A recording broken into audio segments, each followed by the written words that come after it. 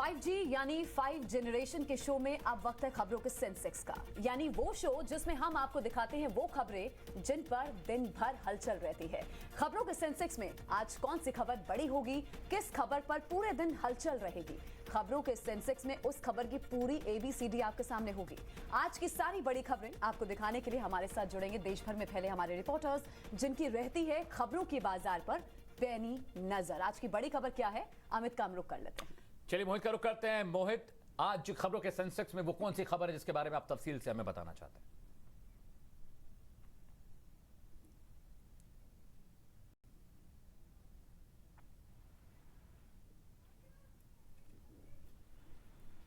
गया था, लेकिन अभी ये खबर आ रही है साइंस की तरफ से कि ये जो कार्यक्रम है वो उस कार्यक्रम का जो स्थल है वो चेंज कर दिया गया। अब नेशनल स्टेडियम में वो कार्यक्रम नहीं होगा। अभी ये खबर स्पोर्ट्स अथॉरिटी ऑफ इंडिया ने दी है। हालांकि कल स्पोर्ट्स अथॉरिटी ऑफ इंडिया की तरफ से दिल्ली पुलिस कमिश्नर को एक लेटर गया था। उस लेटर में उन्होंने कहा था कि यहाँ पे जो सुरक्षा व्यवस्था के पूरे इंतजाम किए जाए, क्योंकि जो यहाँ पदक विजेता आ रहे हैं उनके सम्मान में हो सकता है कि काफी सारी भीड़ यहाँ पे इकट्ठी हो जाए। इसलिए हम नहीं चाहते कि कोरोना प्रोटोकॉल के तहत कोई भी ऐसा नियम तोड़ा जाए जिससे यहाँ पे लोगों को तकलीफ हो। इसलिए कल दिल्ली पुलिस से यहाँ पे मदद मांगी गई थी। अभी भी अगर मैं आपको दिखाना चाहूं तो पीछे दिल्ली पुलिस के सभी अधिकारी मौके पर मौजूद हैं, रिव्यू कर रहे हैं इस जगह का। लेकिन अब जो स्पोर्ट्स अथॉरिटी ऑफ इंडिया की तरफ से खबर आई है उसमें यह है कि ये जो नेशनल स्टेडियम की जगह थी अब इसको चेंज कर दिया गया। हालांकि नया प्लेस कहां पर होगा अभी इसके बारे में नहीं बताया गया, लेकिन जो शाम को 6:30 बजे कार्यक्रम नेशनल स्टेडियम में होना था वो अब नहीं होगा।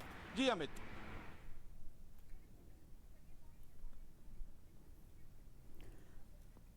बिल्कुल मोहित, ये अहम खबर बता रहे हैं आपकी। 5:30 बजे खिलाड़ी यहां पहुंचेंगे और आपने कहा कि वेन्यू चेंज कर दिया गया बारिश की वजह से, तो नेशनल स्टेडियम में कार्यक्रम नहीं होगा। हमारे सहयोगी वरुण बसीन हमारे साथ लगातार बने हुए हैं। वरुण, आपके पास क्या अपडेट है आज की?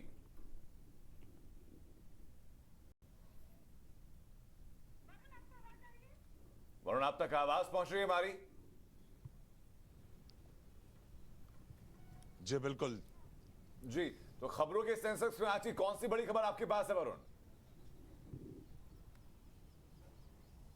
जी बिल्कुल, देखिए अगर आज हम बात करें तो वो ऐतिहासिक दिन है जब वो सारे स्वर्ण पदक विजेता दिल्ली में पहुंचेंगे। यानी कि सबसे अच्छा प्रदर्शन करने के बाद आज टोक्यो ओलंपिक से भारतीय खिलाड़ियों की जो वापसी है वो हो रही है और उसको लेकर बहुत से जो समारोह हैं उनको किया जा रहा है। लेकिन साथ साथ में अब ये खबर देखने को मिल रही है कि जो भीड़ है वो बहुत ज्यादा हो सकती है, क्योंकि शानदार प्रदर्शन रहा था खिलाड़ियों का। उसको देखते हुए उनके जो फैंस हैं वो एयरपोर्ट पर पहुंच सकते हैं, जिसको लेकर दिल्ली पुलिस ने चिंता जताई थी। स्पोर्ट्स अथॉरिटी ऑफ इंडिया की तरफ से ये कहा गया था कि हमारी तरफ से भी बहुत से लोग हैं जो एयरपोर्ट पे जाएंगे, तो यानी कि वो एयरपोर्ट पे जो उनका समारोह, एक सम्मान समारोह है, उसमें भीड़ ना हो, इसको देखते हुए भी लगातार दिल्ली पुलिस अलग अलग जगह पे गश्त कर रही है। मेजर ध्यानचंद पे इस वक्त दिल्ली पुलिस पहुंची हुई है, जहां पर यह जांचा परखा जा रहा है कि जिस तरीके का जो सम्मान समारोह यहां पर करने के लिए अभी जो सुविधाएं ली गई हैं क्या वो तैयार है नहीं है। तो यह अभी पक्का नहीं है कि किस जगह पर उन खिलाड़ियों का सम्मान किया जाएगा, लेकिन यह बहुत बड़ी बात है कि वो 7 मेडल जीतने के बाद उन खिलाड़ियों को कहां पर मिला जाए, क्योंकि शायद प्रधानमंत्री हैं वो खुद वीडियो कॉन्फ्रेंसिंग के जरिए जुड़ सकते हैं। तो ये बहुत महत्वपूर्ण चीजें हैं, क्योंकि इंडिया गेट के बहुत पास है वो मेजर ध्यानचंद का स्टेडियम। इसीलिए दिल्ली पुलिस ने एक बार और वहां पर गश्त की है कि वहां पर समझा जाए कि वो किस तरह से उन चीजों को संभाला जाएगा, क्योंकि भीड़ बहुत ज्यादा हो सकती है। और एक बहुत बड़ी चिंता का बात है, 15 अगस्त के चलते जो प्रोटोकॉल्स हैं वो बहुत ज्यादा इस वक्त सख्त हो रखे हैं और उन्हीं का पालन करते हुए उनका सम्मान भी जरूरी है। लेकिन साथ साथ में वो 15 अगस्त के प्रोटोकॉल्स को फॉलो करने के लिए भी दिल्ली पुलिस लगातार स्पोर्ट्स अथॉरिटी ऑफ इंडिया के साथ अभी बातचीत कर रही है। ठीक है वरुण, आप रहिए हमारे साथ। तो दिल्ली से आज कई बड़ी खबरें हैं। अब मैं मोहित शर्मा के पास जाती हूँ। मोहित शर्मा हमें जानकारी देंगे आज और क्या खबर है दिल्ली से बड़ी। मोहित जी देखिए, आपको बता दें कि प्रधानमंत्री जो है वो अध्यक्षता करेंगे यूनाइटेड नेशन सिक्योरिटी काउंसिल की, और उसमें एक सबसे बड़ी बात जो है वो है कि समुद्री सुरक्षा को लेकर के आज बातचीत होने वाली है। ये एक खुली चर्चा होगी और इसमें जो अतिथि हैं, जो इसमें जो पार्टिसिपेट करेंगे वो बहुत इंपॉर्टेंट है। आपके रशियन प्रेसिडेंट जो हैं व्लादिमीर पुतिन वो होंगे उसमें। अगर हम बात करें यूएसए की तो वहाँ के भी फॉरेन मिनिस्टर होंगे। बाकी अन्य राज्य जो हैं वो भी इसमें शामिल होंगे, वियतनाम शामिल शामिल होगा और कीनिया भी शामिल होंगे, तो काफी सारे राज्य जो देश हैं, मैं माफी चाहूंगा, वो सभी इसमें शामिल होने वाले हैं। और समुद्री सुरक्षा को लेकर के भारत बहुत बार जो है मुद्दे उठाता रहा है। ये जो बातचीत है इसके बारे में बहुत बार कहा भी गया है कि इस पे एक पूर्ण स्वरूप से एक बातचीत होनी चाहिए, लेकिन वो अभी तक हो नहीं पाई थी। ये पहली बार होगा कि समुद्री सुरक्षा को लेकर के ऐसी कोई खुली चर्चा होने वाली है। आज 5:30 बजे प्रधानमंत्री की अध्यक्षता में ये पूरी बातचीत होगी। देखने वाली बात ये होगी कि बाकी के जो अन्य सदस्य हैं, जो बाकी के जो अन्य देश हैं, वो इस पूरी चर्चा पे क्या कहते हैं। उनकी जो पूरी भूमिका होगी वो स्पष्ट होगी इस बार। और ये दूसरी बार है 2 हफ्तों में कि भारत किसी इतनी बहुमूल्य चर्चा की अध्यक्षता करेगा। पिछले हफ्ते हमने देखा था कि अफगानिस्तान के मुद्दे पर भी भारत ने ही अध्यक्षता करी थी, जो वहां पर एक क्राइसिस चल रहा है, गवर्नमेंटल क्राइसिस जो चल रहा है, सरकारी क्राइसिस जो चल रहा है, उसके बारे में और एक चर्चा करी गई थी। और अब दूसरे हफ्ते भी लगातार भारत अध्यक्षता कर रहा है इस पूरे चर्चा की, समुद्री सुरक्षा को लेकर के। और इसी में शामिल सारा आतंकवाद से रिलेटेड जितनी भी चीजें हैं वो भी इस पूरी चर्चा में शामिल होंगी। प्रधानमंत्री नरेंद्र मोदी आज नया इतिहास रचने जा रहे हैं। मोहित, इस खबर पर नजर बनाए रखिएगा। 5:30 बजे का समय बताया जा रहा है। कुंदन हमारे साथ जुड़े हुए हैं। कुंदन, क्या बड़ी खबर आ रही है? बिल्कुल, आज प्रधानमंत्री गरीब कल्याण योजना के तहत आज भी कार्यक्रम होंगे और कोरोना के वक्त में जिस तरीके से केंद्र सरकार के तरफ से गरीबों को मदद करने के लिए जिस तरीके से योजना चलाई गई थी, और इस योजना के तहत जो भी राशन है जो कि पीडीएस के सिस्टम से मिलता, उसके अलावा अतिरिक्त 5 किलो प्रति व्यक्ति के आधार पर दिया जाता था और वो मुफ्त दिया जा रहा था। बीते साल ये योजना शुरू की गई थी, लेकिन इस साल इसको नवंबर तक बढ़ा दिया गया है। और मुझे लगता है कि प्रधानमंत्री जिस तरीके से गरीब कल्याण योजना के जो बेनिफिशियरी हैं उनसे लगातार मुलाकात कर रहे हैं और उनसे सीधे इंटरेक्शंस कर रहे हैं, तो एक पॉलिटिकल मैसेज देने की कोशिश है केंद्र सरकार को। और खासकर जब उत्तर प्रदेश, गुजरात और जो तीसरे स्टेट्स में चुनाव है, उत्तराखंड में चुनाव है, पंजाब में चुनाव है, और ये सारे एग्रीकल्चर स्टेट्स है, इसमें बहुत सारे फैमिली जो लेबरलेस फैमिलीज हैं, सड़कों पर फैमिली रहते हैं, वैसे फैमिलीज जो बीपीएल से नीचे हैं, उनको सरकार सीधे मदद करके एक तरह से ये दर्शाना चाहती है कि केंद्र सरकार जब आप सबसे बड़े संकट में थे, कोरोना में दुनिया की सबसे बड़ी महामारी थी, उस वक्त सरकार आपके साथ खड़ी थी और एक कम से कम आपके खाने की, आपके परिवार की जो बुनियादी जरूरत है उसको सुनिश्चित करने के लिए सरकार लगी थी।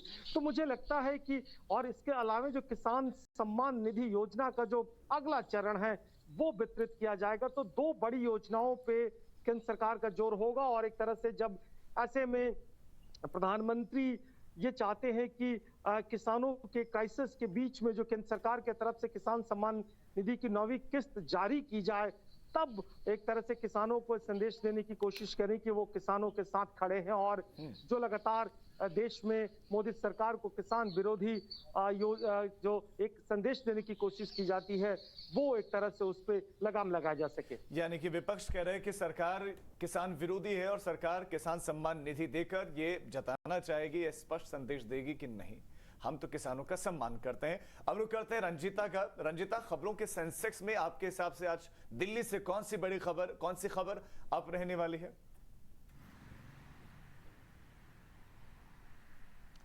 बिल्कुल, देखिए खबरों के सेंसेक्स में हमारे पास विपक्षी पार्टियों को लेकर जो खबर है वो है मॉनसून सत्र का ये चौथा हफ्ता चलेगा, आज से शुरू होगा।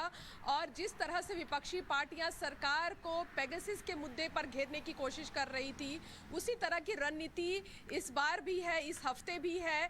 कांग्रेस के लोकसभा के 2 सांसद मनीष तिवारी और मणिकम टैगोर दोनों ने स्थगन प्रस्ताव दिया है और दोनों ने यही मांग रखी है कि पेगासस के मुद्दे को लेकर जिस तरह से ये नेशनल सिक्योरिटी का मुद्दा है, इस पर चर्चा होनी चाहिए और जब चर्चा हो तो प्रधानमंत्री और गृह मंत्री दोनों इस चर्चा में शामिल रहे।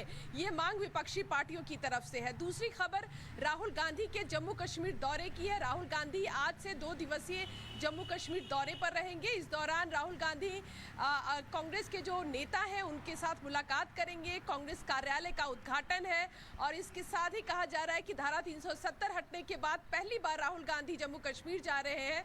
तो ऐसे में राहुल गांधी की प्रेस कॉन्फ्रेंस 10 अगस्त को यानी उनके दौरे के दूसरे दिन हो सकता है। हालांकि इसकी आधिकारिक पुष्टि अभी भी नहीं हुई है। अगर संसद की खबर की बात करें तो विपक्षी पार्टियों की आज फिर एक बैठक बुलाई गई है मल्लिकार्जुन खड़गे के कार्यालय में।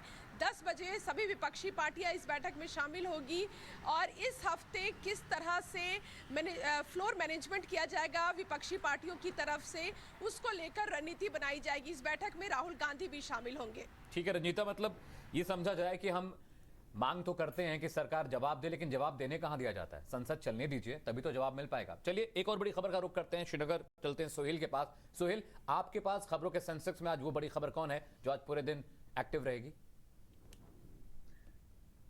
देखिए, आज कश्मीर घाटी में दो खबरें हैं जो सबसे बड़ी हैं। सबसे पहले एक तो डीजी जम्मू कश्मीर दिलबाग सिंह जो है सिक्योरिटी रिव्यू करेंगे आईजी कश्मीर के साथ में, और साथ ही साथ आज शाम को जो है मतलब कश्मीर घाटी में राहुल गांधी आने वाले, उनका 2 दिन का दौरा है और इस 2 दिन में वो खीर भवानी मंदिर और हजरत बल श्राइन जाएंगे। साथ ही साथ उनकी अपनी पार्टी वर्कर्स के साथ में मीटिंग भी है और वो इनॉग्रेट भी करेंगे जम्मू कश्मीर प्रदेश कांग्रेस कमेटी का जो ऑफिस है श्रीनगर में, और साथ ही साथ कुछ डेलीगेशन उनसे मिलने के लिए आएंगी। और ये राहुल गांधी का पहला दौरा है धारा 370 को हटने के बाद में।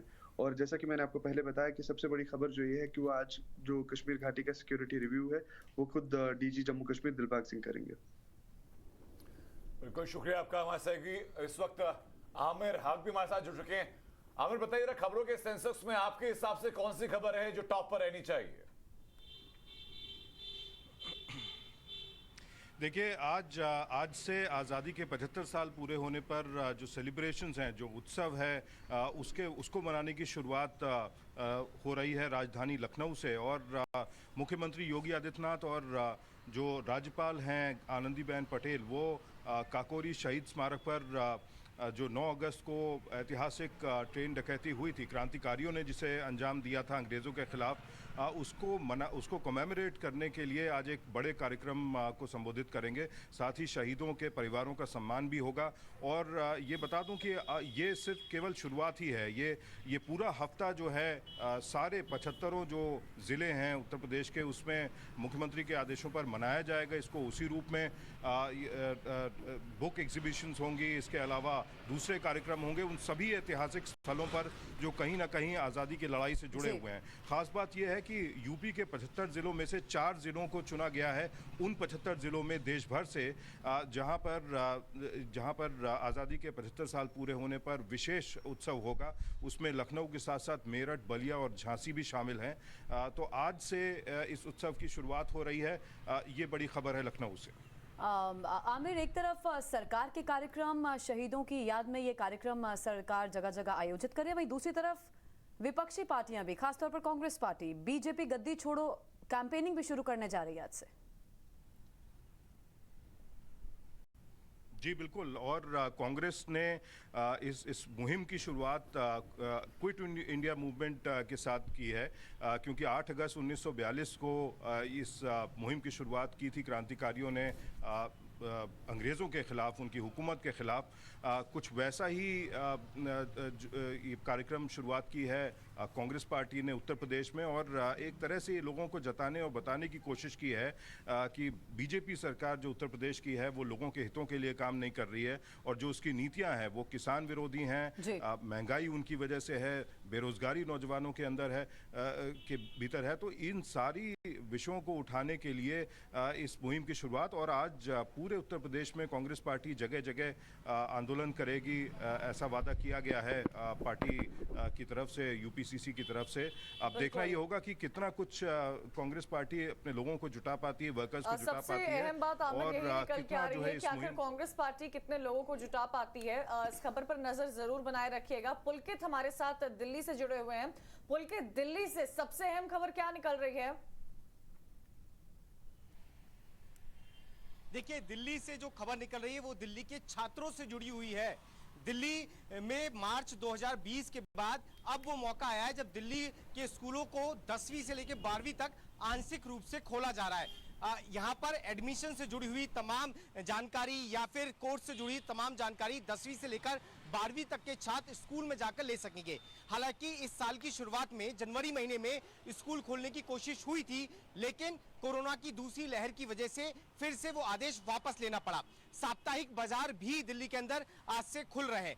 सरकार की कोशिश ये है कि इन दोनों जगहों पर कोरोना प्रोटोकॉल का पालन किया जाए। अगर ऐसा नहीं किया जाता तो सरकार इस और भी ध्यान दे रही है कि इस ऑर्डर को वापस ले लिया जाएगा। यानी कि कोशिश ये है कि कोरोना प्रोटोकॉल के पालन के साथ दिल्ली में आंशिक रूप से 10वीं से लेकर 12वीं तक के स्कूल खुलेंगे और साथ ही साप्ताहिक बाजार भी खुल रहे हैं आज से। जी, लेकिन पुलकित सवाल ये है कि स्कूल खुलेंगे, चूंकि अभी स्टूडेंट्स को नहीं जाना तो उतनी चिंता वाली बात नहीं, लेकिन जब मार्केट खोलने का फैसला लिया गया सेकंड वेव के बाद हमने देखा कि कुछ मार्केट में चाहे वो लक्ष्मी नगर हो चाहे सरोजनी नगर हो, इतनी भीड़ थी कि पैर रखने तक की जगह नहीं थी। सोशल डिस्टेंसिंग और मास्क को खैर भूल जाइए, तब कोविड प्रोटोकॉल का पालन नहीं हो सका था, मार्केट को बंद करने का फैसला लिया गया था। अब कैसे पालन करवाएंगे? देखिए, सरकार ने कई टीमें बना रखी हैं। एसडीएम को आदेश है कि अगर वो देखते हैं कि बाजार में भीड़ है और दुकानदार के साथ साथ ग्राहक कोरोना प्रोटोकॉल का पालन नहीं कर रहा है तो वो उस इलाके को दोबारा से बंद कर सकते हैं, और ऐसा दिल्ली में हुआ भी है। कई बाजारों को बंद किया गया है। अगर हम देखें तो इस समय जो पॉजिटिविटी रेट है दिल्ली के अंदर वो काफी कम हुआ है। यही वजह है कि सरकार ने ये फैसला लिया है। दिल्ली में 1000 टेस्ट करने के बाद मुश्किल से एक व्यक्ति कोरोना पॉजिटिव मिल रहा है, इसीलिए सरकार ये छूट लगातार लोगों को दे रही है। जी, चलिए पुलकित, अच्छी बात यह है कि कम से कम सरकार इस बात की चिंता तो कर रही है कि कोविड प्रोटोकॉल फॉलो होना चाहिए, लेकिन बाजार खोलना शायद उतना जरूरी नहीं था। फर्स्ट और सेकंड फेज में जिस तरह से लोग मारे गए, मौतें हुई, वो बहुत दुखद था। चलिए रुख करते हैं भंवर पुष्पेंद्र का। भंवर, आपके पास ऐसी कौन सी खबर है जो आज खबरों के सेंसेक्स में कमाल करने वाली है, एक्टिव रहने वाली है पूरे दिन? जी बिल्कुल, आज हमारी नज़र रहेगी जो क्राइम के लगातार आंकड़े बढ़ रहे हैं, खासतौर पर रेप केसेज, क्योंकि पिछले 7 दिन की हम बात करें तो लगभग 3 गैंग रेप सामने आए हैं, जिसमें चाहे वो नागौर का मामला हो, चाहे वो अलवर का मामला हो, और कल जो झुंझुनू चिड़ावा में हुआ है, जहां माता पिता नहीं है उस पीड़िता के और वो नाबालिग है, भाई के साथ वो रहती है, लेकिन घर में घुस करके उसको बंधक बनाकर उसके साथ रेप किया जाता है। एनसीआरबी के आंकड़ों ने पिछली बार जब चौंकाया था, जब राजस्थान का रेप केसेस में टॉप पर नंबर आया था, नंबर 1 पोजीशन पर राजस्थान चला गया था, लेकिन अब ये घटनाएं चौंका रही हैं। लेकिन सबसे बड़ी बात यह है कि इन घटनाओं पर किसी भी सत्तासीन, चाहे वो राजनेता हो, चाहे वो वहाँ विपक्षी पार्टियों के राजनेता हो, सड़क पर तख्तियाँ लेकर निकलने वाले लोग अब बिल्कुल चुप हुए बैठे हैं। कोई भी उन पर सवाल खड़े करने वाला नहीं है कि इस तरह कानून व्यवस्था का जो माहौल खराब हो रहा है। और नागौर की घटना को 36 घंटे से ज्यादा का वक्त हो चुका है, क्या डेवलपमेंट अब तक है? नागौर की घटना में तो डिजिटल ट्रेसेस खंगालने की बात भी थी। जी बिल्कुल, खंगालने की बात हुई थी, लेकिन घटना का हम रिजल्ट की बात करें तो रिजल्ट जो है वो बिल्कुल सिफर है, नतीजे बिल्कुल सिफर है। अलवर में 3 लोग आरोपी बनाए गए थे, जिसमें से एक व्यक्ति को अभी तक गिरफ्तार किया गया है, 2 अभी भी फरार चल रहे हैं। नागौर की बात करें तो नागौर में भी अभी तक पुलिस के हाथ कुछ नहीं लगा है, सिर्फ जांच कर रहे हैं, यही सरकारी बयान सामने आ रहा है। जी ठीक है, आप रहिए हमारे साथ गोविंद गुर्जर इस समय भोपाल से मौजूद हैं। खबरों के सेंसेक्स में आज गोविंद, वहां से क्या खबर है? देखिए, आज मध्य प्रदेश में 4 दिन का मानसून सत्र शुरू होना है, और आपको पता है कि पिछले कुछ दिन पहले जो एक प्रस्ताव रखा गया था कैबिनेट में कि अवैध शराब या मिलावटी शराब बेचने पर फांसी की सजा का प्रावधान है। ऐसे में विधानसभा अध्यक्ष को, स्पीकर को 4 विधेयक मिले हैं, जिनमें से एक ये विधेयक है जो पटल पर रखा जाना है। और चूंकि आज कमलनाथ भी 11 बजे जिस तरह के कांग्रेस से खबर आ रही है कि विधानसभा का घेराव कर सकते हैं संविधान बचाओ मुद्दे पर। और आपको पता है कि कल एक बुकलेट जारी की गई थी विधानसभा अध्यक्ष गिरीश गौतम के द्वारा, जिसमें 1 नवंबर 1956 से लेकर 2021 तक के जितने भी विलोपित शब्द हैं जो आपत्तिजनक हैं या वाक्य हैं, जैसे फैकू, वंटाधार, पप्पू, इस तरह के शब्दों का ऐसे 1500 शब्द हैं, वाक्य हैं, अली बाबा 40 चोर, जिन शब्दों का, वाक्यों का अब विधानसभा में कोई भी इस्तेमाल नहीं करेगा तो कार्रवाई होगी। तो ऐसी तमाम चीज़ें हैं। आज हंगामेदार मध्य प्रदेश का सदन सत्र हो सकता है। उससे पहले संसद को घेरने की जो जो कार्यक्रम है कांग्रेस का, उसमें तमाम चीज़ें सामने आ सकती हैं। तो कुल मिलाकर मध्य प्रदेश से काफ़ी न्यूज़ी रहने वाला है आज का दिन, क्योंकि तमाम जो विधेयक हैं उन पर चर्चा होनी है और कांग्रेस पहले से ही मन बना चुकी है कि संविधान बचाओ मुद्दे पर कांग्रेस विधानसभा का घेराव करेगी। गोविंद, ये राजनीति की बातें हुई, जमीनी मुद्दों पर क्या बातचीत होगी? मध्य प्रदेश के अधिकांश जिले ऐसे हैं जो कि बाढ़ की चपेट में, शिवपुरी आसपास के लगभग 1100 गांव ऐसे हैं जो कि अभी भी बाढ़ की विभीषिका झेल रहे हैं, उस पर क्या चर्चा? जी बिल्कुल, 80,000 हेक्टेयर जो फसल थी वो पूरी तरह से चौपट हो चुकी है और जो हवाई दौरा है वो चाहे तो सिंधिया हो, एक्स-सीएम हो, सीएम हो, सब कर चुके हैं। और सीएम शिवराज सिंह चौहान हो या फिर एक्स-सीएम कमलनाथ हो, उनने आरोप लगाया है कि जो तैयारियां थी मौजूदा सरकार की वो नाकाफ़ी रहीं, बर्बादी काफ़ी बड़े पैमाने पर हुई है। रेस्क्यू ऑपरेशंस भले ही युद्ध स्तर पर चले, लेकिन विपक्ष का आरोप है कि जो बर्बादी हुई है उसमें सरकार का मिसमैनेजमेंट है और यही वजह है कि जो सबसे ज़्यादा वर्स्ट इफेक्टेड ज़िला है मध्य प्रदेश का रायसेन, श्योपुर और शिवपुरी, वहाँ श्योपुर के कलेक्टर एसपी तक का तबादला कर दिया गया, क्योंकि बाढ़ के बाद जो विकराल स्थिति बनी और जो बाढ़ पीड़ितों को जो राहत पहुंचानी चाहिए थी वो नहीं पहुंची। उस वजह से केंद्रीय कृषि मंत्री इनफैक्ट नरेंद्र सिंह तोमर की कार पर भी, काफिले पर भी हमला किया गया, कीचड़ फेंकी गई और प्रशासन पर तो लगातार हमले हो ही रहे हैं। तो ये तमाम चीज़ें हैं जिन मुद्दों पर भी चर्चा होनी है। कोविड को लेकर सरकार को घेर सकता है विपक्ष मध्य प्रदेश में, तो ऐसे तमाम मुद्दे हैं जो विधानसभा में आज से लेकर 4 दिन तक गूंजते रहेंगे और कांग्रेस हमलावर मूड में है। देखते हैं 11 बजे किस तरह से घेराव तो आज से 4 दिवसीय मॉनसून सत्र की शुरुआत हो रही है मध्य प्रदेश में और कई ऐसे अहम मुद्दे हैं जिसको लेकर आज सेशन में चर्चा की जा सकती है। मोहित हमारे साथ दिल्ली से जुड़े हुए। मोहित, दिल्ली में सियासी हलचल तो होने वाली है, लेकिन टोक्यो ओलंपिक्स के खिलाड़ी आज वापस लौट रहे हैं, भव्य स्वागत किया जाएगा, क्या और जानकारी मिल पा रही है इस खबर पर? हाँ बिल्कुल, जो वेन्यू नेशनल स्टेडियम से चेंज किया गया था उसको अब अशोका होटल में रखा गया है और 6:30 बजे अशोका होटल में कार्यक्रम होगा। अब वहाँ पे जो अपने पदक विजेता खिलाड़ी हैं वो पहुँचेंगे, साथ में केंद्रीय मंत्री अनुराग ठाकुर वहाँ पे होंगे, उसके अलावा स्पोर्ट्स ऑफ इंडिया के जो सेक्रेटरी हैं वो वहाँ पहुँचेंगे और वहाँ पे प्रधानमंत्री मोदी जो है वीडियो कॉन्फ्रेंसिंग के जरिए प्लेयरों को संबोधित करेंगे। तो जो प्लेयर इंडिया आ चुके हैं वो भी आज दिल्ली में रहेंगे और जो जापान से आज यहाँ पहुँच रहे हैं, टोक्यो से पहुँच रहे हैं, उनकी फ्लाइट 5 बजे IGI स्टेडियम पहुँचेगी और सीधा उनको अशोका होटल ले जाया जाएगा जहाँ पे सम्मान समारोह रखा गया है। जी, इसके साथ साथ आपसे ये भी जानना चाहेंगे कि अनुराग ठाकुर तो मौजूद रहेंगे, इसके साथ साथ कार्यक्रम में और कौन कौन मौजूद रहेगा? और आपने ये भी जानकारी दे दी है कि प्रधानमंत्री भी जुड़ने वाले हैं वर्चुअली।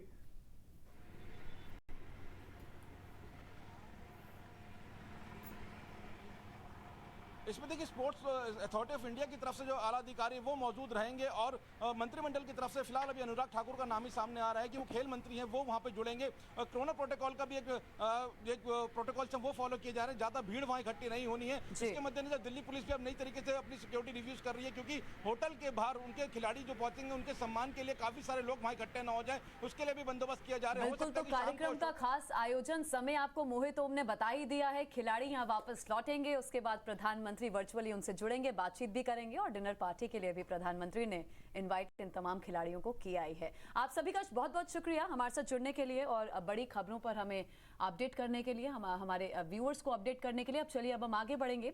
अब हम आपको बताएंगे आज दिन भर किन खबरों पर हलचल रहने वाली है और कौन सी खबर उनमें टॉप पर होगी और कौन सी ग्राफ में नीचे होगी। नजर डालते हैं। दिल्ली में स्कूल और बाजार खुलेंगे, ये खबर पहले नंबर पर रहने वाली है क्योंकि इसे लेकर लगातार बहस हो रही है।